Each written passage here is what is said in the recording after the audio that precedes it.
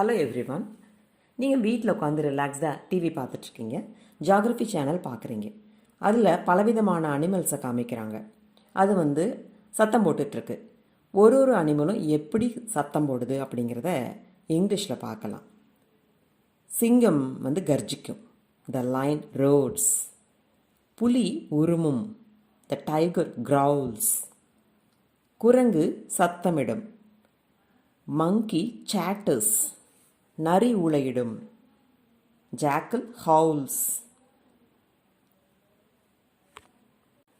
நாய் குரைக்கும், த talk box. கழுதை கத்தும், டாங்கி பிரேஸ்.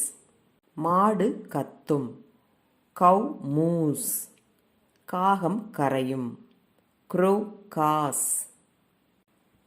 யானை பிளிரும், எலிஃபண்ட் ட்ரம்பெட்ஸ்.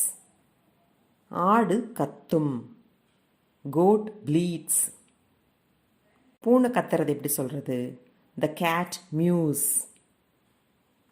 கோழி கொக்கரிக்கிறத ஹென் கேக்கிள்ஸ் ஆர் ஹென் கிளக்ஸ் அப்படின்னு சொல்லலாம். மயில் அகவும், பீகாக் ஸ்க்ரீம்ஸ். கிளி பேசும், பேரட் டாக்ஸ் ஆர் ஸ்க்ரீச்சஸ்.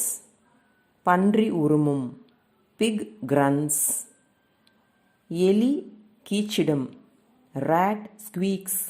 அதே மாதிரி ஸ்குவிரல் ஸ்குவீக்ஸ், அணில் கீச்சிடுறதுக்கும் ஸ்குவிரல் குவீக்ஸ்க்குன்னு சொல்லலாம். ஆந்தை அலறும், த அவுல் ஹூட்ஸ் ஆர் த அவுல் ஸ்க்ரீம்ஸ் அப்படின்னு சொல்லலாம். பாம்பு சீர்றத snake hisses or the snake rattles அப்படின்னு சொல்லலாம்.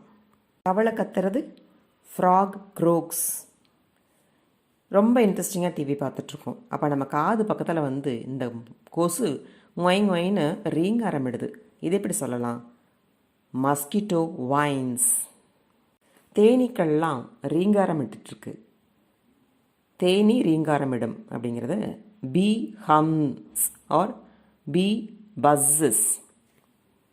பறவைகள் சத்தமிடுறத bird chirps, bird twitters, bird tweets அப்படின்னு சொல்லலாம். Thank you for watching my video.